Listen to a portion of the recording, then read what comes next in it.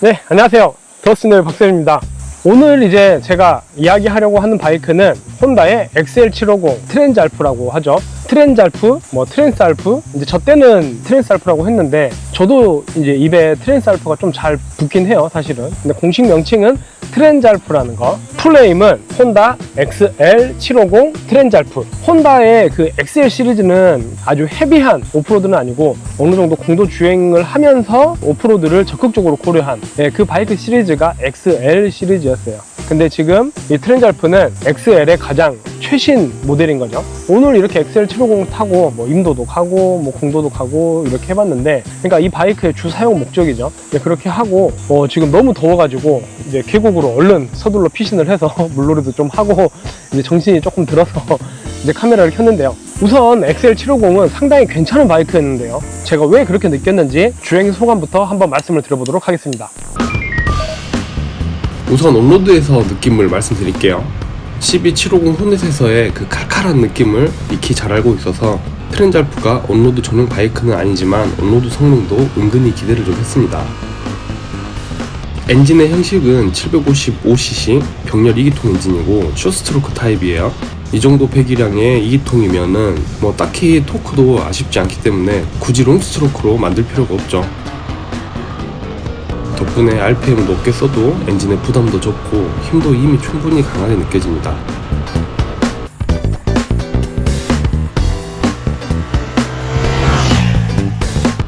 125cc에서 기변했다면 말할 것도 없고 500cc급에서 기변을 했다 해도 250cc밖에 차이가 안 나는 거잖아요. 그래도 확연하게 체감이 될 만큼 강한 가속감이 느껴집니다. 그리고 넓은 영역에서 고르게 힘이 분배되어 있는 타입이라 굳이 회전수를 띄워놓고 달릴 필요가 없어요. 우리가 주변에서 보면 아무 때나 전화해도 바로바로 받는 사람들 있잖아요. 이 바이크도 내가 아주 운전이 미숙해가지고 터무니없게 타고 있는 것만 아니라면 아무 회전대에서나 스로틀을 열어도 바로바로 응답이 옵니다. 그래서 굉장히 다루기가 쉬운 엔진이에요.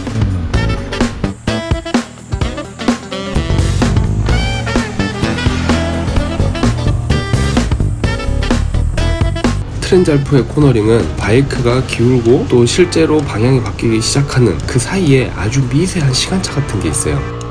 굼뜬다 이런 느낌이 드는 건 전혀 아니고 오히려 이 미세한 딜레이가 안전지대 같은 느낌이랄까요. 우리가 바이크 타보면 기울이려고 하자마자 방향이 신속하게 바뀌는 그런 바이크들 있잖아요.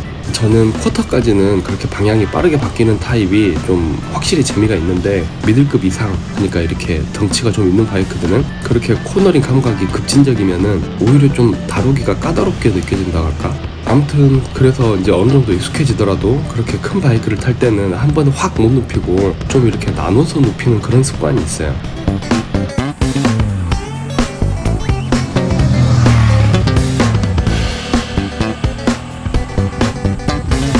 근데 이 트랜스알프처럼 바이크를 기울이고 나서 실제 방향이 바뀌어가는 감각이 이렇게 점진적이고 부드럽게 이어지는 바이크들은 안정감이 되게 강하게 느껴지거든요. 그래서 처음 타는 바이크더라도 원래 타던 바이크처럼 익숙하다 그럴까? 그래서 어떻게 보면은 평균적으로 이 속도를 보면은 오히려 이런 바이크들이 더 내가 빠르게 타고 있더라고요. 그리고 이런 세팅이 확실히 장거리에서 또 편하고요.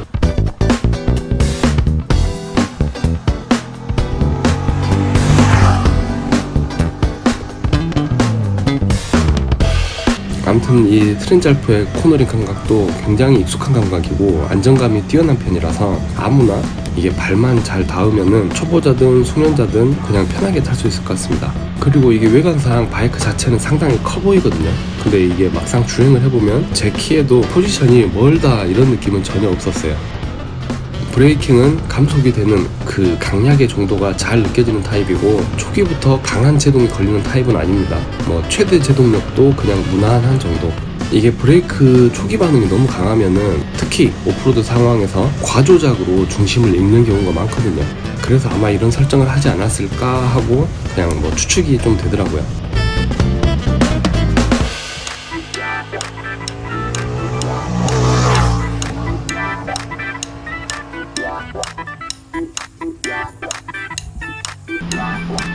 이상 온로드에서의 느낌을 좀 요약해보자면은 1. 다루기가 쉽고 충분히 강력한 엔진. 2. 코너링은 민첩하기보단 안정감이 높은 타입. 3. 바이크는 크지만 다루기에 멀다라는 느낌은 전혀 없음. 4. 브레이크는 최대 지동력보단 컨트롤을 확보하는 타입. 이 정도로 요약할 수 있을 것 같습니다.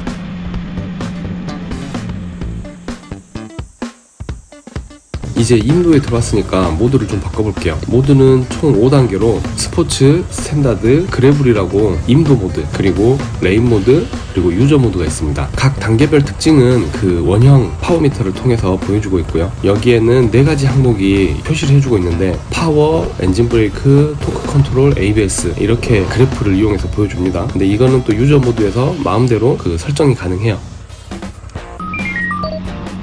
이제 오프로드 주행에 대해서 이야기를 해볼게요. 우선 제가 느끼기에 가장 먼저 다가오는 거는 보기보다 발이 잘 닿고 무게감이 가볍게 느껴진다는 것입니다. 제 키가 172, 보통에서 뭐 좀 작은 편이라고 할 수 있겠죠. 분명히 시트고가 850mm라고 알고 있는데 이게 양발이 동시에 닿아요. 겨우 뭐 이렇게 발톱만 걸려있는 그 정도 느낌이 아니고 어느 정도 이렇게 버티고 힘을 줄 수 있을 정도의 발착지성이 돼요. 850mm 치고 발이 너무 잘 닿아서 바이크 반납하면서 다시 물어봤거든요. 그 로우 시트 상태가 아니었습니다. 노멀 시트가 맞았어요.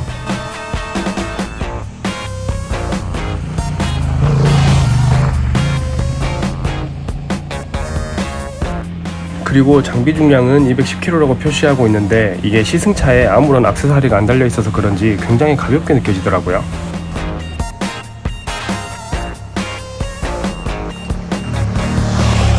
제가 인도 타다가 어느 정도 끼우뚱하고 기울어지는 경우도 뭐 한두 번 이렇게 있었는데 그래도 버틸만 하더라고요. 이게 무게감이 왜 이렇게 가볍지 하고 이유를 좀 찾아봤는데 동사의 NX500 있잖아요. 그거에 비해서 트렌잘프의 차대가 오히려 10% 정도 가볍더라고요. 배기량도 크고 뭐 이제 그러다 보니까 바이크 전체 무게를 보면 트렌잘프가 더 무거운데 차대만 놓고 보면 10% 정도가 가볍습니다. 그러니까 굉장히 무게를 억제하려고 노력을 많이 한 바이크예요. 그리고 항상 그 혼다의 바이크들이 보면 발표된 수치보다 체감 스펙이 좋게 느껴진다 그럴까? 좀 그런 특징이 있거든요. 우리가 컴퓨터 같은 것도 같은 크기의 램을 써도 최적화가 잘 돼 있으면 좀 더 그 다루기 쾌적하잖아요. 이것도 200km 초반대 바이크들 중에서 무게 최적화가 잘 돼 있는 느낌이라고 할까요?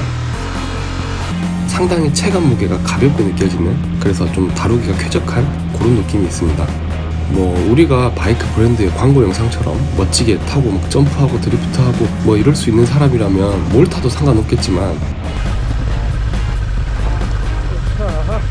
와따 이번에 비 때문에 많이 쓸렸네. 힘도 많이 나가고.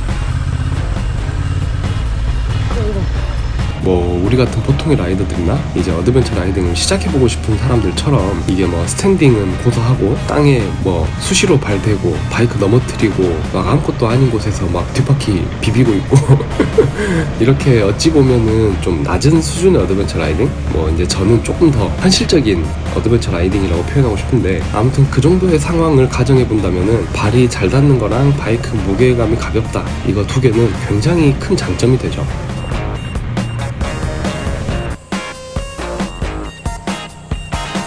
그리고 아까 온로드에서도 잠깐 이야기한 아무 때나 힘을 꺼내서 쓰기 좋은 쉬운 엔진 때문에 내가 엔간히 실수를 해도 바이크가 좀 커버를 해줘요. 그래서 이걸 종합해보면은 미들급 어드벤처 바이크 중에서는 굉장히 다루기가 쉬운 편에 속합니다.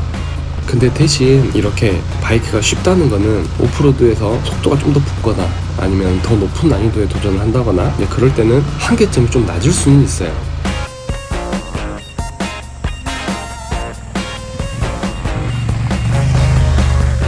그 라이딩 스킬이 트렌잘프의 한계점보다 높이 있다면 그 한계 때문에 아쉬움이 생길 수는 있겠죠.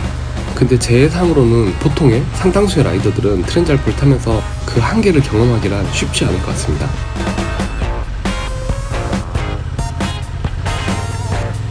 이 느낌을 좀 예를 들자면은 KTM의 어드벤처 바이크들은 인도로 한 20km, 30km 거리를 이렇게 타고 와도 더해 막 이러면서 채찍 들고 막 나를 더 강하게 만들어준 그런 느낌의 바이크라면은, 트렌잘프는 인도에서 그 정도 거리를 탔다면은 오늘은 여기까지, 잘했어요, 뭐 약간 그런 느낌이랄까요.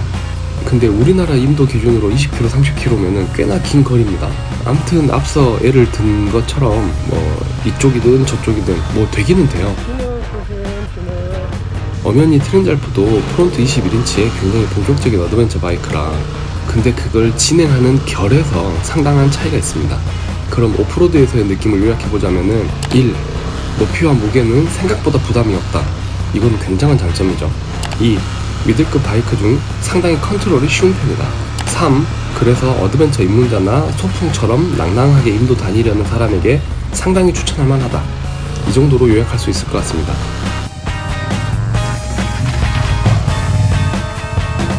근데 제가 트렌잘프의 어드벤처에서의 특징을 이야기하려고 하다 보니까 제가 아는 분 중에서 트렌잘프로 진짜 이것저것 다 해보신 분이 계시더라고요. 그분의 경험을 여러분들께 들려드리면은 참 좋을 것 같다 이런 생각이 들어가지고 그 칼렐리의 주최자이시면서 그 우리나라 최대의 어드벤처 전문 교육기관인 더트앤파크를 운영하시는 저랑 우연히 이름이 같아요. 그 박지훈 대표님이랑 전화통화를 해봤습니다. 작년에 모터바이크하고 이제 미들급 8개 기종 비교를 하면서 솔직히 이제 미들급은 대략 이렇다라는 어떤 출력이라든가 무게라든가 이런 것들이 거의 비슷비슷할 거다라는 어떤 그냥 선입견을 좀 갖고 그 8개 기종을 tas는데 예. 솔직히 트랜스 알프는 뭐 신기종이나 어떤 신형 같은 느낌이 전혀 들질 않아서 뭐 이렇게 기대치라든가 이런 게 전혀 없었거든요. 가격도 사실은 얼마인지도 모르고 아무것도 모르고 정보도 없이 그냥 바이크를 딱 탔을 때 예. 그냥 가장 임팩트가 높았어요. 생각보다 너무 훌륭하다라는 그런 느낌이 되게 집에 아직도 그 생각은 변함이 없고 사용하기 아주 좋은 가벼운 무게랑 모자르지 않는 출력들 굉장히 인상 깊었어요. 그리고 보통 혼다 모터사이클이라고 하면 타보지도 않아도 모범생 같은데 어떤 막 재밌거나 이런 느낌은 없을 것 같잖아요. 예, 약간 그런 네. 이미지가 있죠. 그런 느낌이 있는데 얘는 너무 엔진 자체가 주는 즐거움이 굉장히 좋더라고요. 이게 보통 저희들이 미들급 같은 경우는 배기량이 낮다 보니까 이렇게 고회전에서 나오는 토크를 사용할 수 있게끔 하는데 저회전에서부터 뭐 중속, 고속까지 이렇게 고르게 토크가 분배가 돼 있고 2단에서 토크가 부족해서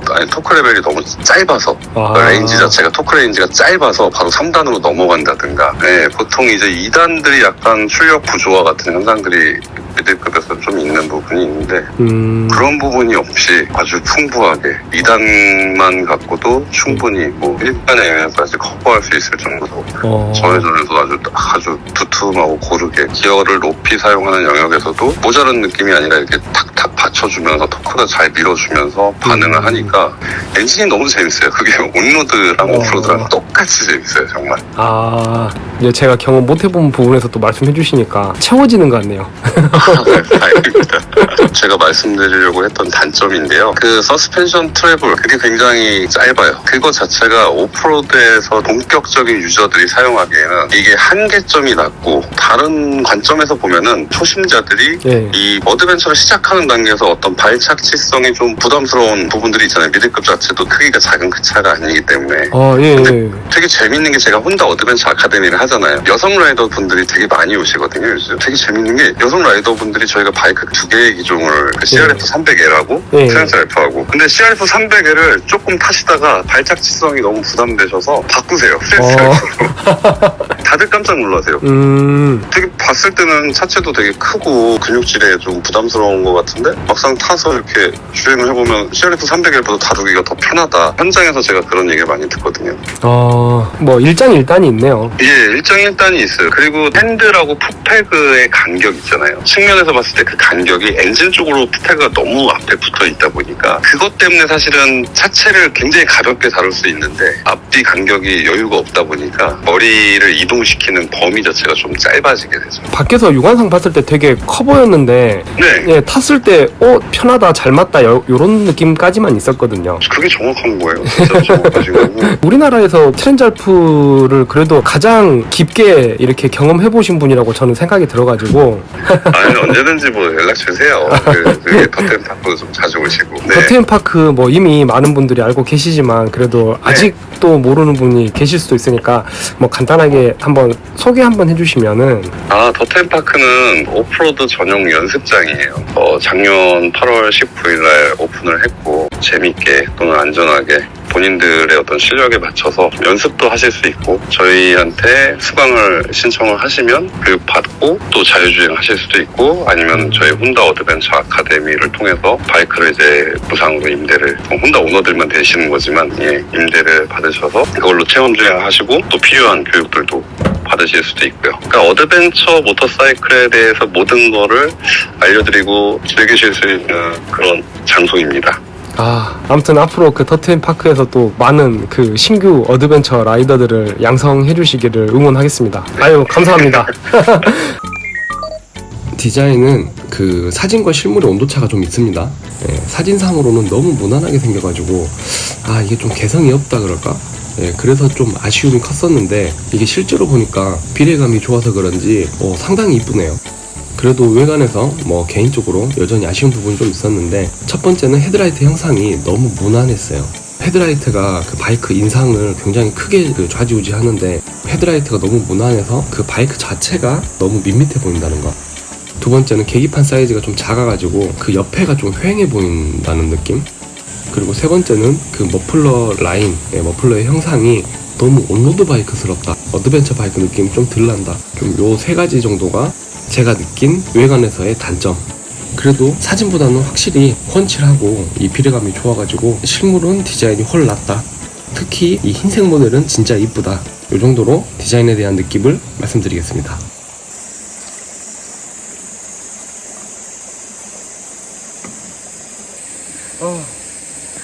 여러분, 이제 오토바이는 그만 타셔야 됩니다.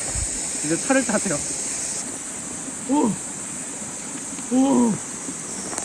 여기 깊어. 와. 사실 그 XL750은 외부의 경쟁자를 물리쳐야 되는 것도 있지만 그 혼다 내부에서 또 굉장히 경쟁이 치열한 그런 바이크거든요. 이제 소위 말해서 중간에 끼었다. 지금 NX500이 있고 이제 위로는 아프리카 트윈이 있는데 이제 저보고 만약에 이 NX500, 트렌즈알프 그리고 아프리카 트윈 이 셋 중에서 골라라 하면 일단 저는 개인적으로 트렌즈알프를 고를 것 같아요. 근데 왜 그렇게 생각하냐면은 일단 NX500 같은 경우는 A2 라이센스를 충족하기 위해서 뭐라 그럴까 좀 그 봉인에 걸려있는 느낌? 사실은 더 할 수 있는 바이크인데 더 하면 안 되는 바이크가 된 거죠. 그래서 딱 거기에 맞춰놓은 우리나라는 면허 체계가 이중 소형 따면 그냥 끝이니까 사실 그 A2 라이센스라는 게 의미가 없죠. 그리고 또 하나는 NX500이 많이 공도지향이라는 거, 그래서 먼저 좀 후보에 제외가 될 것 같고 그 다음에는 이제 아프리카 트윈인데 이제 아프리카 트윈은 제가 생각했을 때 좀 과해요.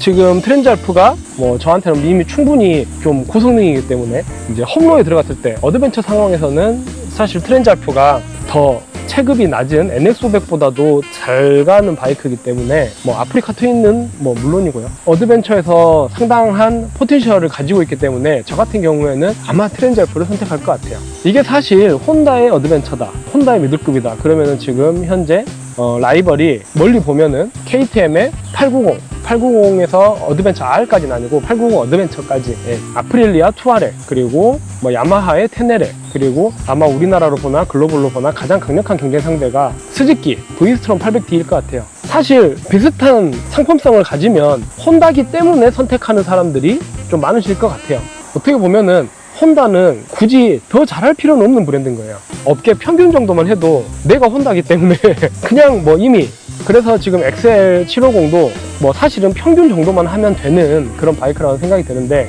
지금 이렇게 타보니까 일단 평균 이상이다. 지금 미들급 어드벤처 중에서는 지금 일단 쉽네요. 중량 듣고 사실 깜짝 놀랐거든요. 근데 그 중량이 느껴지지가 않고 그것보다 더 가볍게 느껴집니다. 발도 850mm라고 되어 있지만 그것보다 더 발이 잘 닿고 있고요. 트렌즈알프가 원래 예전에 있었잖아요. 예전에 있었고 제 기억이 맞다면 1987년도로 기억하는데 이제 그때 초대 트렌즈알프가 탄생을 했고 이제 그 다음에 좀 많은 변화를 거치다가 배기량도 다양했었고 그러다가 온로드 비중이 큰 트렌즈알프도 한 번 있었어요. 이제 그리고 2012년에 단종이 되고 근 한 10년 정도 있다가 지금 부활을 한 건데 그 트렌즈알프라는 거는 사실 그 유럽식 합리주의에 되게 부합을 잘 하는 바이크였어요. 트렌즈알프의 진짜 무서운 거는 지금도 그 초창기 트렌즈알프가 20년, 30년 가까이 됐는데 그 초창기 트렌즈알프가 아직도 유럽에서 현역으로 굴러다니고 있다는 거예요. 어떻게 보면 트렌즈알프의 저력은 거기서 나오는 거죠. 그래서 이제 저 개인적으로는 당시에 이제 트렌즈알프가 처음 데뷔를 했을 때 조금 아쉬웠어요. 기존에 혼다 NC나 이런 것들이랑 변별력이 좀 크지 않았다, 디자인적으로. 그 전용 파츠가 좀 없는 느낌이랄까. 머플러의 라인도, 예전 이제 초창기 트렌즈 알프는 업타입의 머플러였는데 지금 현재 트렌즈 알프는 일반적인 그냥 머플러거든요. 그래서 이제 그런 특수한 맛, 그런 맛이 좀 없어서 아쉬웠는데, 그런데 이제 곰곰이 생각해보니까 이 바이크가 1,300만 원대거든요. 저 같은 그 옛날 바이크를 좋아하는 사람의 안목을 충족시키기 위해서 전용 파츠 비중을 늘렸다면 1,300만 원대에 우리나라에 출시하기 어려웠겠죠. 그럼 여기서 또 고민이 되는 거죠. 박쌤의 안목, 뭐 이런 안목을 가진 사람을 충족하기 위해서 이 바이크를 그 전용 파츠를 늘려서 혼다의 뭐 헌터커브나 뭐 몽키나 닥스나 그 정도 고증의 수준으로 올려서 이 트렌즈 알프를 출시하는 게 과연 맞는가? 그게 트렌즈 알프의 원래 정체성이던 합리주의, 거기에 부합하는가? 이제 그런 딜레마가 또 생기더라고요. 고증이라는 거는 디자인을 잘 가져와도 고증이라고 할 수가 있고, 오씨. 아유. 일단 고증이라는 거는 디자인을 잘 가지고 와도 고증이라고 할 수가 있고, 그 컨셉을 잘 가져와서 어떤 사용 목적을 잘 가져와서 현대화 시켜도 고증을 잘했다라고 볼 수가 있겠죠. 그 당대의 퍼포먼스를 지금 잘 가져와서 잘 표현을 해도 그걸 고증을 잘했다라고 할 수 있을 거예요. 근데 이제 저 같은 경우에 디자인적 고증에 조금 더 비중을 크게 뒀던 것 같아요. 그 최근에 제가 그 월간 모토바이크 양편집장님이랑 이야기하다가 혼다스럽지 않다라는 표현은 칭찬인가 뭐 칭찬이 아닌가 이거에 대해서 뭐 굉장히 토론을 벌인 적이 있었는데, 일단 엔진의 필링은 혼다스럽지 않다가 맞는 것 같아요. 세팅의 단계에 따라서 부드러움과 빠당빠당함이 잘 공존하고 있는데 그 날카로운 맛이 있어가지고 그 부분은 유럽 바이크의 느낌, 이름이 트렌즈 알프라서 그런지 유럽 바이크의 느낌이 좀 강하게 났어요. 최소한 여기에 대해서는 혼다스럽지 않다라는 게 칭찬인 것 같습니다.